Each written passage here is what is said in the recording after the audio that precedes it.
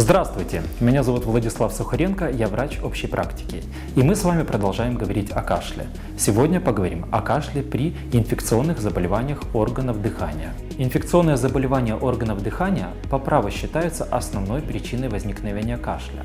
Кашель в данной ситуации отличается своей малой продолжительностью, и он проходит наряду с прекращением симптомов основного инфекционного заболевания. Максимальная продолжительность кашля при инфекционных заболеваниях органов грудной клетки является 3 недели. При более длительных симптомах стоит обратиться к специалисту. Учитывая, что кашлевые рецепторы находятся на всем протяжении дыхательного тракта, соответственно и инфекционные заболевания могут иметь различную локализацию. К примеру, даже банальный риносинусит тоже иногда сопровождается кашлем при затекании слизи в органы грудной клетки.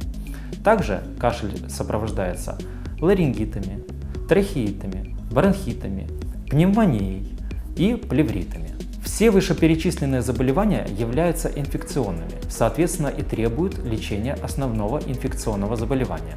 Это либо противовирусные препараты, либо антибактериальные препараты. Также используется симптоматическая терапия в виде отхаркивающих, откашливающих, муколитических средств. Основными методами диагностики при кашле инфекционного генеза являются рентгенография органов грудной клетки, либо компьютерная томография, общеклинический анализ крови. Иногда используются сопутствующие методы диагностики, как спирография и другие. Но ключевым, конечно, являются жалобы, симптомы пациента и осмотр врача. В 99% случаев инфекционное заболевание сопровождается повышением температуры, поэтому его легко отличить. И в данной ситуации ключевым специалистом является врач общей практики, терапевт, либо узкий специалист в зависимости от локализации процесса, лор, пульмонолог.